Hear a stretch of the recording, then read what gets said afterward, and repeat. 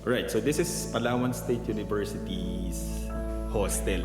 So if you look at the building, we're overlooking, this is Puerto Princesa Bay. So there's such bay as Puerto Princesa Bay, right? We've been to a lot of, places, islands and all, but this is, in fact, I think the best overlooking office I've ever seen. See? This is hostel, multi-function rooms. And then this is the bay, Puerto Princesa Bay.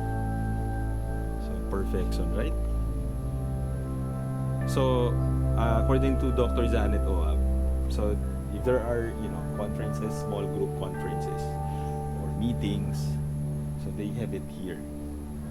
So this is some sort of when they host meetings or seminars, they would have it here. Okay, so Puerto Princesa Bay.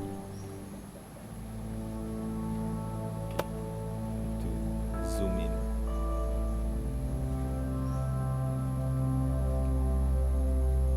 Very nice place, right? Okay. So this is something new. So before, when I came here, I missed this right? So I missed this, that there's such thing as overlooking building or hostel that is overlooking Puerto Princesa Bay. In fact, it's my first time to hear that there's a Puerto Princesa Bay. So this is the one. So, of course, the mangroves, very intact. And then, of course, we see the trees. So they are really taking care of their environment. As I said, take away environment in PSU. It's like you're taking away the heart of a system, right? Very nice. Impressive, right? Then, of course, this is the function room. So what I observed is that whenever you need to organize something, or conferences, seminars, room or function room is not a problem in PSU. So yeah, so we will be following Dr. Janet. So from here, so ma'am, what's our plan next? What else? Go down there Alright. to our floating restaurant so you can have a wider perspective of the... So there's floating restaurant, ma'am? Yes. Oh my goodness. Sana high. So there's this is you have HRM, ma'am, right? So Yes po. okay. So partly students practice here. Yes po. Okay. Doon po sa ground floor, doon yung mga rooms. All right. So floating restaurant. So here they are being trained hospitality, correct? That's the cafeteria. Cafeteria ba tawag niya? Alright, so this is the cafeteria. Papasok behind. Okay lang. Tapos, while you're eating, you will have a nice view Alright, from so outside. Alright, in Far Eastern University, we have our own hotel. Here, you can see that this is very, I would say, environmental, right? So there's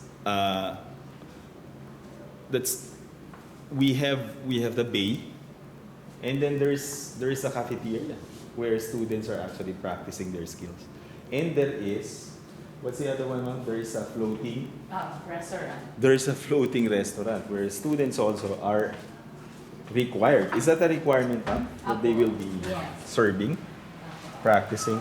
Those who are taking culinary arts are actually practicing as well in the floating rooms restaurant. are downstairs. So there's accommodation. Okay. All right. So hostel is accommodation, food, function rooms, and restaurants. Right? So Bebe, floating. thank you.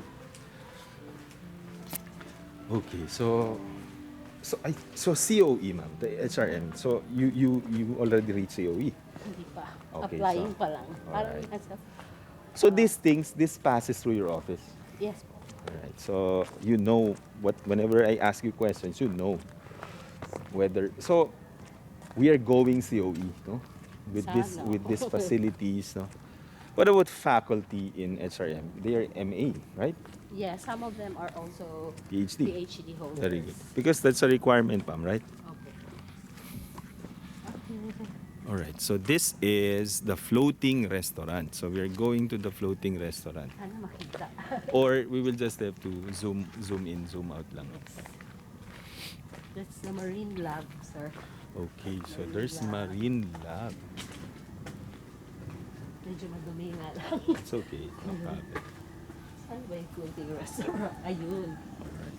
So, i-ano na lang natin, ma'am, para hindi natin dadaanin. Okay.